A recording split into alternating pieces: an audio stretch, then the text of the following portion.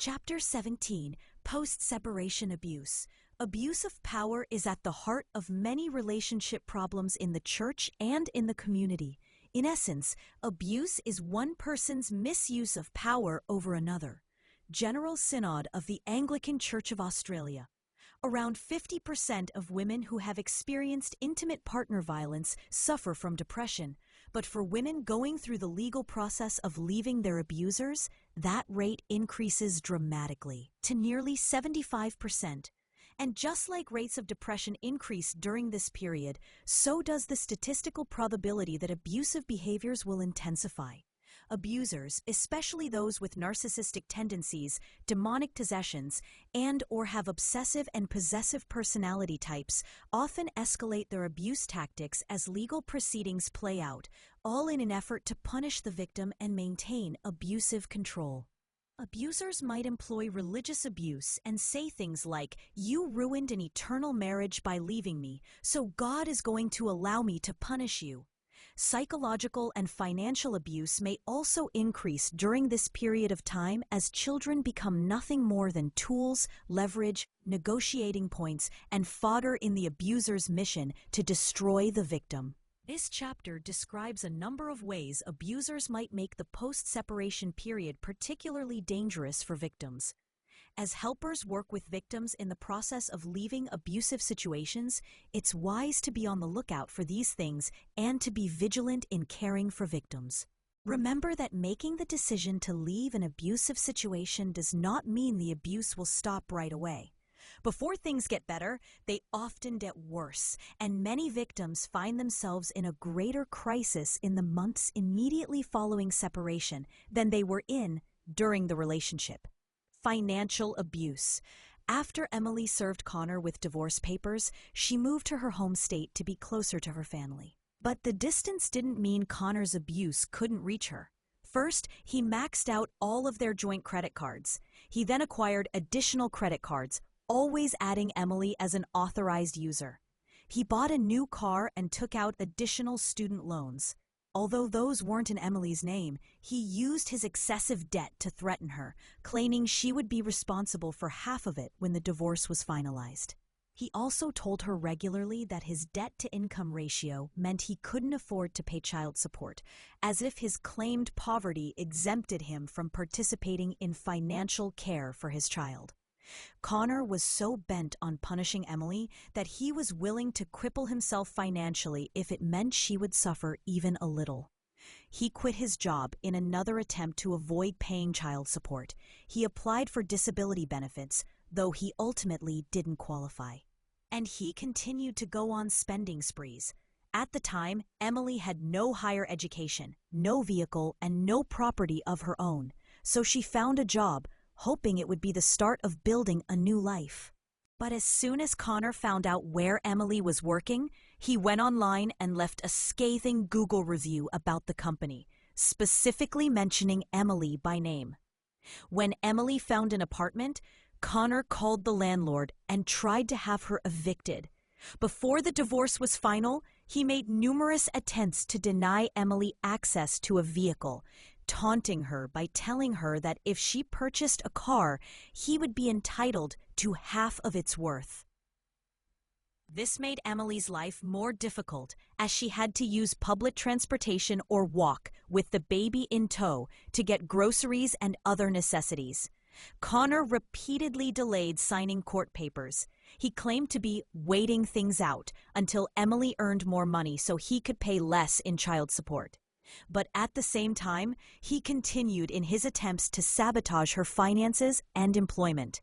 Even after the divorce was final, Connor still found ways to punish Emily. He paid child support only when he felt like it. He refused to pay half of court-ordered medical and dental expenses for their child. And at one point, Emily discovered he'd been hiding at least one stream of income. On another case, during Travis and Kelly's divorce proceedings, Travis repeatedly threatened Kelly, telling her that if she asked him for child support, he would find a way to take custody so that she would end up being the one who had to pay. He also played games with the equity in the house they jointly owned.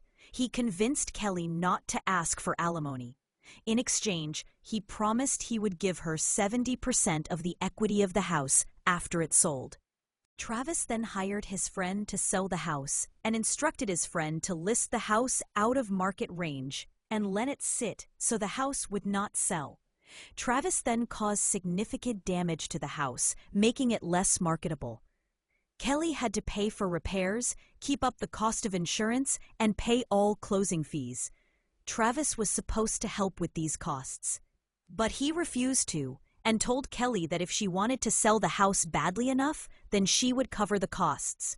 She tried to recover her expenses as outlined in the divorce papers, but she realized that hiring an attorney could cost more than what Travis owed her. Travis was granted partial custody of the children and then used them to continue his financial abuse of Kelly for years after the divorce. He would repeatedly take the children to the doctor and dentist, even when it was not needed, so that Kelly would be forced to pay for these extra expenses. After visits, Travis would return the children without their personal belongings and clothing. When Kelly would ask where the kids' clothes, blankets, and other personal items were, Travis would claim he did not know or say that they were stolen. Sometimes he'd claim that Kelly never sent them in the first place. This forced Kelly to purchase all new essentials nearly every time the kids went to see their father. The situations in both of these examples may seem extreme, but they are more common than one would think. Victims of abuse will need more than housing and safety in the months immediately following a separation. When possible, helpers should aid the victim in finding sound financial and legal advice, freezing their credit, and setting up new bank accounts with added security features if appropriate. Failure to follow court orders. In my practice, I often come across abusers who play games with their court-ordered custody rules. One common game is trading time. Travis used this tactic regularly. He would tell Kelly he was unavailable to take the kids on his scheduled week and then would ask to trade weeks with her. Kelly, wanting to be accommodating, would agree. In the beginning, this happened so often and in so many ways that Travis would sometimes end up taking the children for weeks at a time. The game continued until Kelly finally refused to agree to Travis's requests and set a boundary that there would be no trading time. She had fortunately kept a detailed account of when Travis had asked to trade time and of how many of the weeks he'd had the kids when it was her allotted time. This helped solidify her stance, and from that point forward, parenting time defaulted to the state-mandated calendar. In addition to trading time, abusers may also try to pick up children earlier than scheduled and then blame the victim for not being ready. They may also keep the children longer than they are supposed to and always have an excuse for why they are late. Parental alienation, real and claimed.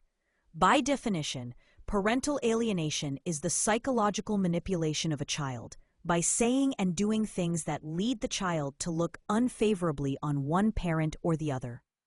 In essence, parental alienation amounts to brainwashing the child, and it can be done both consciously and unconsciously. The idea of parental alienation, however, is highly controversial in both the legal world and the psychological community. When a child demonstrates extreme preference for one parent, it can be very difficult to assess why the child exhibits a preference or if the preference is warranted or unwarranted.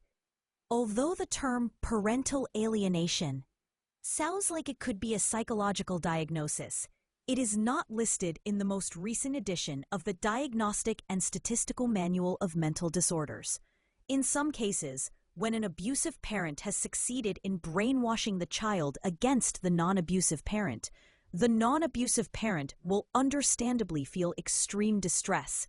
However, an abusive parent may claim they are being alienated against when a victim child sets boundaries or no longer wants to or feels safe having contact with their abuser.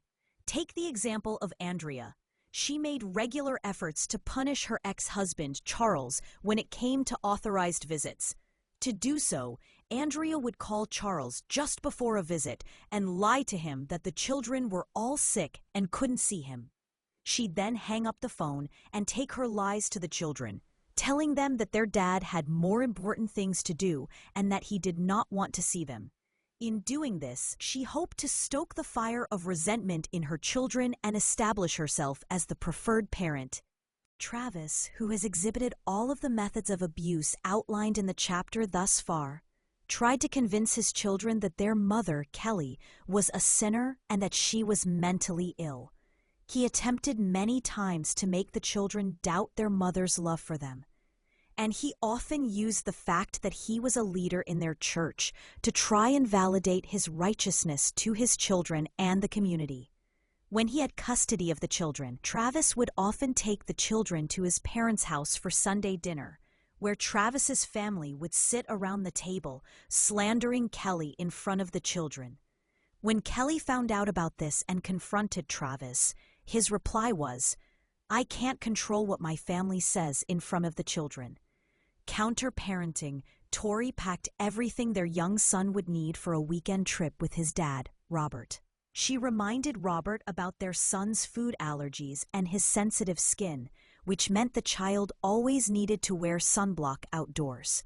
She covered all of the bases, but that left the follow-through up to Robert, who regularly mocked Tori for being an overprotective health nut. When he returned their son 2 nights later, the child was covered in a 2nd-degree sunburn and throwing up one of the foods he was allergic to. When the child was older and came to Robert's home for visits, Robert would ask his son about the things Tori was doing and teaching him.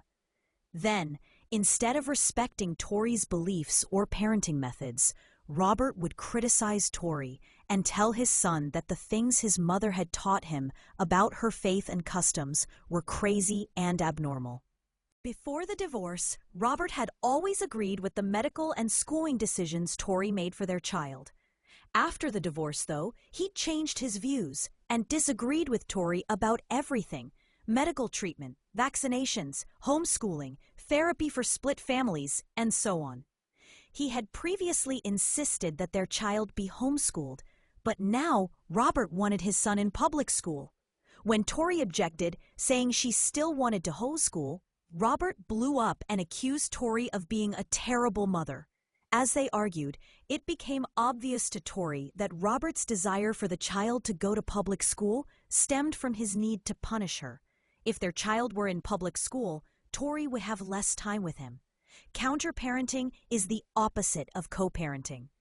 Unlike what happens in a divorce with healthy boundaries and cooperative parents, where the child's interests and well-being are at the forefront, divorce in some abusive situations becomes all about sabotaging the other parent.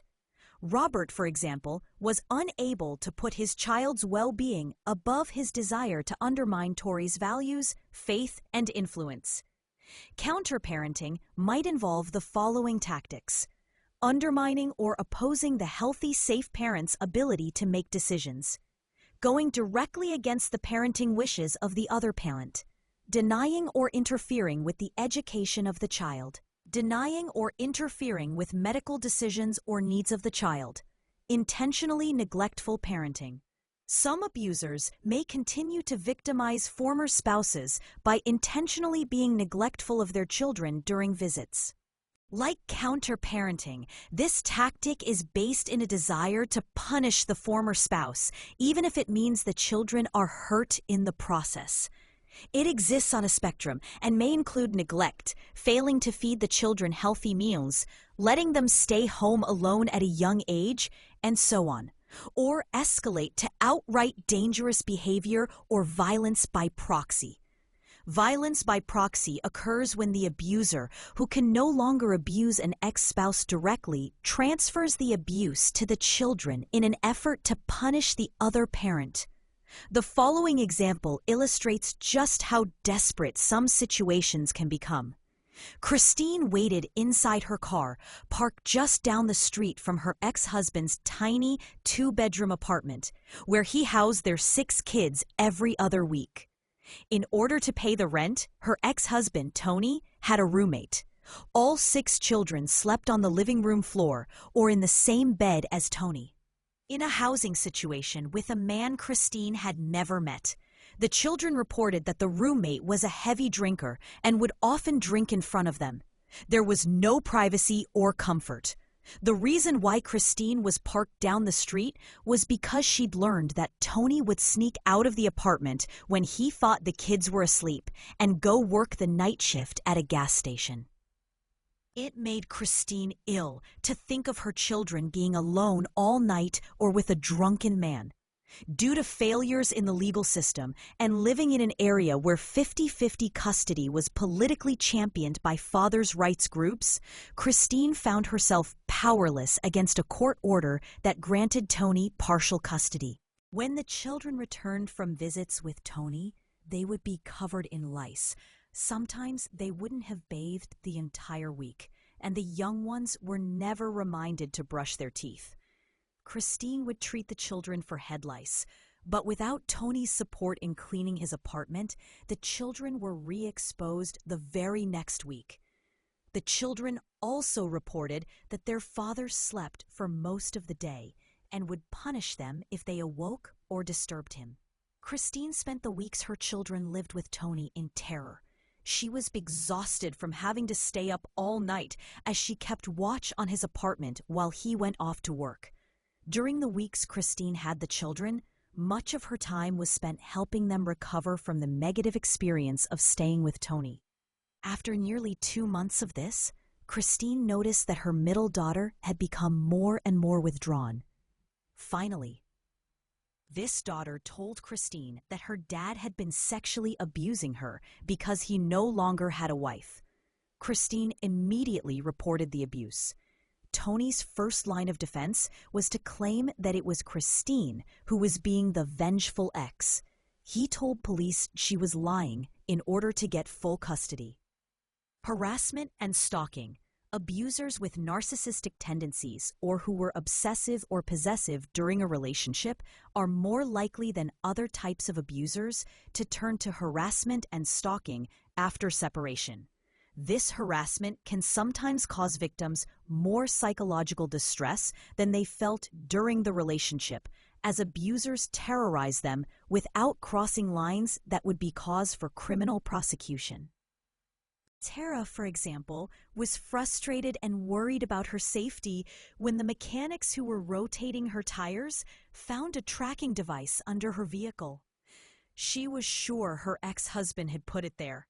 She had no proof it was him, but he had already been caught following her to work. He had also called her place of employment, asking for her work schedule. He was constantly leaving messages for her at work and on social media apps. He sent her at least one excessively long email a day. Sometimes at the end of the email, he would brag about how long it had taken him to write it. Recently, he had given their child a toy with a mic and a GPS tracker inside. Once, while the child was having a video chat with him, he insisted that Tara come into view so he could talk about the child with her. Instead of talking, however, he told her to turn around so he could get a better look at what she was wearing. Some abusers won't directly harass their former victims, but will instead seek out new people the victim has met and then work to sabotage the victim's relationships with those people, whether they are romantic partners or simply friends. A jealous ex-partner, for example, might bombard an ex's potential new boyfriend or girlfriend with negative information about their ex, or make threats toward the friend rather than the former victim. Harassment and stalking can include any of the following: sending someone an overwhelming number of messages, phone calls, emails, etc., monitoring the ex-partner's whereabouts, social interactions, and/or social media use, monitoring the ex-partner's family and friends, using spyware or tracking systems to follow the ex-partner, using other people to keep track of someone's social media accounts and other activities. Ganging. Ganging is a particularly cruel means of abuse. It typically involves the abusive ex-partner making great efforts to befriend the victim's negative associates or past associates and then gang up on the victim. In some cases, abusers may even find ways to befriend individuals who have criminally harmed the victim in the past. I once had a client who, after divorcing her ex-husband and trying to start over, was date raped by another man.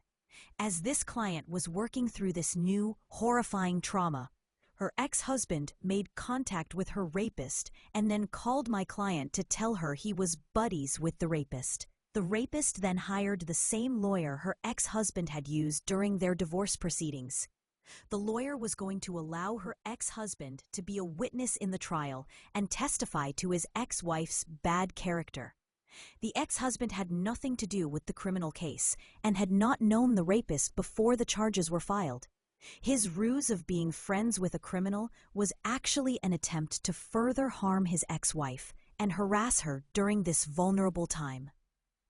Sometimes, ganging can happen when an abusive person gets together with another dangerous or toxic person, and the two of them band together to relentlessly harass the victim.